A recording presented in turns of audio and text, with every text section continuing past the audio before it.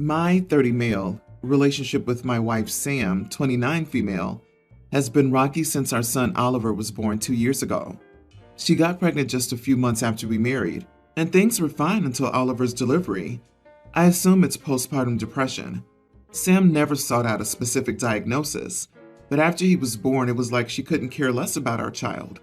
We hadn't planned to have children so early into our marriage, and it was scary, but I can't describe the all-encompassing love that comes with being a parent.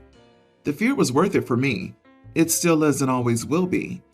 I was essentially acting as a single parent throughout Oliver's life, especially that first year. The only help I had, and I don't mean for that to sound diminishing, because this man was a godsend, was my best friend, Matt, 33 male. The plan was for Oliver to be breastfed, but my wife had no interest in it after his birth. So I was the one changing diapers and mixing up the formula for bottles. And being in the house we shared felt so oppressive. The joys of bonding with my son were sucked out of me because of the energy there. So I would take Oliver to Matt's. I don't want to ramble on for too long, but there have been precisely 0 times in life where Matt hasn't shown up for me. I've known him since I was 19, and can safely say that even after all that time. But this is the most beautiful thing he's given me. I could sleep soundly knowing my baby would be taken care of. I had a place of refuge. He's so good with Oliver and is my shoulder to cry on. I don't think I'll ever be able to repay him, but I'm definitely trying every single day. Things with my wife have started to look up, but recent events have sent us on a huge downward spiral. Oliver was having some speech delays, but he's really been picking things up as his birthday nears. He's babbled dada towards Matt and me for a while, but daddy has since been added to his vocabulary, and that is used to refer to us both. I've never corrected him. I checked in with Matt to ensure he was fine, and he said that he was honored to be bestowed with such a title. Sam got to hear this recently when I was on FaceTime with Matt, and she went ballistic. As much as I hate to admit it, I did say he was more of a parent than she had been, which, while true, is hurtful. I need outside opinions on this. Am I the idiot for allowing him to call him dad? I think you're going to get hammered for this one. I'm going with not the idiot for me, however. I've been hospitalized previously for depression, and I think it's amazing my now wife stayed. Stuff gets rough out there, but everyone gets to be happy. That includes you. Soft toss on, ask yourself if you're in love with Matt. Seems like you act as a couple. I don't think anyone would be asking OP to examine their feelings if OP were a woman describing a friendship with another woman. People need to stop the misogynistic assertion that men cannot be emotionally close and vulnerable with one another. It's perfectly acceptable and healthy for 2 men to have an emotionally close friendship. Still, it should be more normalized, so men feel more comfortable forming close connections with their buddies. But I feel like there's a huge part of this story missing. The kid is a toddler and you're still bringing him over there?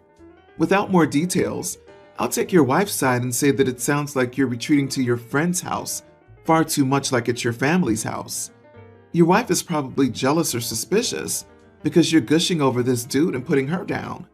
Like, really, you're putting your wife down way too much for someone that just had a kid with her. If she had these issues, have you brought them up? Has she addressed them? Do you communicate these feelings or just go to your friend's house? As her co-parent partner, he should have called her doctor and told the pediatrician. Then they can point him in the right direction. He could also independently learn how to support a partner through PPD. He also started doing this when the baby was only 4 weeks old.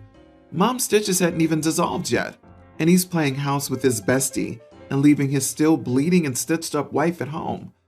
You are the idiot, dude. You need to do more than suggest she see a therapist. You need to insist. This is no kind of way to live. Nobody chooses to be mentally ill, but what can somebody do if their partner refuses assistance? OP's primary concern has to be the welfare of their child. It annoys me how everyone talks about partners of people with depression as if they need to be entirely responsible for their partner in all aspects because of their depression, and are an idiot if they don't. He has needs too, and so does his baby. My 28 female and my husband 34 married 2 days ago. My mother and stepfather walked me down the aisle. Backstory: my father 48 and my mother 47 had me when they were very young. Unfortunately, they were in conflict for the first couple of years of my life, and my dad ended up leaving us. My mom went through a court case and ended up getting full custody of me, which wasn't that hard as my dad was nowhere to be found. A year after getting custody of me, my mom met my stepdad, 50 male, and fell for him immediately. They dated for a couple of years and then eloped. My stepdad legally adopted me, and we were one happy family. When I was 15, my mother told me that my birth father had contacted her and was trying to get in contact with me. She told me I didn't have to meet him if I didn't want to, but she thought it would be good for me to know my father. So I decided to meet with him, and he explained that at the time, he wasn't financially stable enough to take care of me, and it was draining his mental health, which is why he left. However, I forgave him as he's still my father, and I wanted a relationship with him. I started meeting with him once a week and building an okay relationship. I still wasn't 100% sure about him, but I wanted to give him a second chance. When I went to university, my dad and I grew out of touch a bit, and I would only see him a couple of times a year, but I always had a relationship with him. Skip to 3 months ago, my fiance proposed to me and I was over the moon. I called my mother and stepdad immediately and told them, and they were ecstatic for me. I asked them at a dinner a week later if they could walk me down the aisle and if my stepdad could give me away. They said yes, and my stepdad was so thrilled that I thought of him that he cried when I asked him. A few days later, my dad called me fuming. I'm just going to write how the conversation went. Him: how could you not tell me sooner? As your father, I have a right to know first. Do you know how embarrassing it was that I found out at the same time as some random friend of your fiance? Me: I only told a few people, and that was because those people were in the wedding ceremony and therefore needed to find an outfit quicker than the people I sent the invites to. Pause. Him: but I'm walking you down the aisle. I'm at the wedding ceremony. Me: my mom and Josh, stepdad, are walking me. Him: you're supposed to be walked by your father, not some tramp your mom found on the street. Me: he's not some tramp. He's legally my father. He adopted me while you were God knows where after you left me, so he's more of a father than you ever were or ever could be. He hangs up. He responded to the wedding invite with a "did not attend" and hasn't spoken to me since. I don't know what to do as I want him in my life, but should I have just let him walk me down the aisle? Not the idiot. His reaction says everything about him. It's not about you. He can't take back those life choices or redo all the missed years. He now sees the consequences and they hurt. That's his problem, not yours. I think your dad is confusing your guys' reconciliation with being an actual father. Just because you guys are on good terms, of course that doesn't mean he's entitled to do fatherly things, for obvious reasons, and I think that's where he's mistaken. It's not your fault he's mistaken, and if he's hurt, that's not on you either. It's on him for having the warped expectation of suddenly being a father just because you guys are cordial. He's being very immature and entitled. Why do you want him in your life? Honestly, has he ever done anything for you? Has he ever gone out of his way to make you feel like a priority in his life? Has he ever made up for all the missed child support payments? Or is he just the kind of person who wants to have a kid, but doesn't want any of the responsibilities of having a kid? Because honestly, he sounds like a sad little person afraid of dying alone and not having anyone who will look out for him or take care of him. So he decided to demand a relationship with his kid. My parents hate my job and always call it playing on the computer.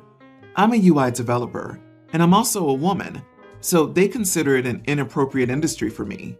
My brother works as a teller at the bank, which they brag about to their friends, as their son is a banker. I've always done better than my brother in school, sports, etc., but my parents always see him as better because he's a boy. So I've reduced my contact, especially since they're getting pushy with me for not being married at 27. Last year, my father lost his job due to a round of layoffs, and then suffered many health problems. My mother's never worked and can't speak very good English, so she isn't able to work, and their house isn't paid off, so now they risk losing their house. They've had to ask my brother for rent, and he pays about $400 a month, but their mortgage and other expenses come to be around $1,800 a month, and they can't afford it. So they've asked me for help, and I've told them no. I can afford it, I make 6 figures, but I'm still bitter about being treated like a second-class citizen since I was a child because I'm a girl. I told them to charge my brother more for rent, and they told me he has a girlfriend and needs to be able to enjoy himself. I told them they could figure out their own way to pay for it, and they were angry because they thought I needed to help them. After all, they raised me. Not the idiot. Tell them you can't help them because you're just a girl. Oh, you have to save up your dowry since they can't provide it. Their mentality hasn't changed about your field of work. Their son still lives with them and only pays $400 in rent, but works as a teller at a bank. They don't need help. They need to start taking responsibility. Pretty sure that in OP's culture, it's inappropriate for a woman to take over a man's duties to his parents, as it is for her to work in that field. I don't care which culture it is, but she should stick to this principle. She'd emasculate her banker brother otherwise. Screw your parents. They can't treat you like a second-class citizen and then use you for gain. Their golden child of a son can get a second job. Don't give in. OP, keep your money. They don't deserve your support when they don't provide the same for you. You are the idiot. This is the story of every other house. But right now your parents need you. Whatever the decision you make shouldn't haunt you later when you grow up. I understand pettiness and revenge, but you should make decisions that serve your benefit at the end of the day. Personally, if I was earning six figures and could help my parents out, I would. I'd use this time to rebuild a relationship with them. If it doesn't work out, that's fine. But if it does, it serves you. I agree this is complicated, and the solution doesn't need to be binary. No, your family hasn't respected you, and giving them thousands of dollars every month is not a fair ask. But is there some in-between option where you could lend them money or purchase a stake in their house and get added to the deed? I would probably take a little different approach. For peace of mind, I would probably give them enough to cover 3 to 4 months worth of bills, which will give your brother time to save so he can pay the following 3 to 4 months' bills. That'll hopefully give your parents time to find work or sell the house. Be the bigger person and explain it to them before and if you decide to help them, though. Okay, so I, 36 female, work from home. My husband, 38, is in construction. We both do 8-hour days, but he's off work about 2.5 hours before me because he starts earlier. So he picks up the kids from school and then goes to the gym and the bar down the street. Think like a Cheers situation where old guys get off work and sit around, nursing beers and watching sports. Everybody knows your name situation. This is a more recent routine for him. He asks that I text him when dinner's made. This annoys me because it's a lot every day to get off work, open the door to your office, and immediately be thrown into watching kids and figuring out dinner. So to think about him casually sipping a beer and then popping up to enjoy a hot meal doesn't sit right with me. He asked again today and got annoyed when I said no. He thinks I'm being an idiot because it takes no energy for me to just text him, and he doesn't see the issue. Plus, he doesn't really help me cook when he's here, so what's the difference? I feel like you've already avoided all the work associated with the meal. Asking for a special alert for dinner on top of that is outrageous, especially when you already know I'm cooking and you live here. Plus, while he might not help when he's here, he sits at the kitchen island and we chat. So maybe I am the idiot because I would rather he be here and I'm bitter about the text thing. I don't know, is this a normal request? Not the idiot. This would bother me too. Maybe tell him you would be happy to take turns. You might enjoy hanging out at the bar every other day, sipping a beer while his lordship whips up a meatloaf. See what he thinks about that. Does he want a special alert text? Why? So he only has to be there for just dinner, but not any earlier? Because he might accidentally have to interact with you or the kids? You have serious marital problems, OP. I think it doesn't sit right for many reasons that have been mentioned, but the request for a text communicates, I don't want to be at home a single second longer than I must be, so please alert me so I can maximize my away time. I'm angry on your behalf. He can wrangle the kids while you cook dinner, or he can do some housework. Okay, this sounds stupid, but it's driving me nuts. I recently got a job at a climbing gym. We have bouldering and ropes. I got a call from a lady asking if it was inappropriate for a group of little people. Now, I assume she meant, people with dwarfism, short-statured people, etc. It's not like we have a policy for that, but I know people with some forms of dwarfism might have issues with their bones or joints or whatever. So I tell her it should be okay, but all climbing is at your own risk. So if they have any medical issues, they should ask their doctor. Well, the day of their booking comes around, and it turns out the little people are actually like a dozen small children. This was a disaster because there is a strict 2 kids per 1 adult ratio for kids in the gym. And also, kids aren't allowed to be late until they've been assessed. So we pretty much had to tell them that they couldn't come inside. The lady goes off on me for ruining their weekend, and I have to get my manager to bail me out, after which he laughs his butt off and calls me an idiot for not understanding that she was talking about kids. Who the heck refers to children as little people? Was I really supposed to anticipate that this woman's use of an extremely specific term referred to another group of people entirely? Please help me out here. Am I the idiot?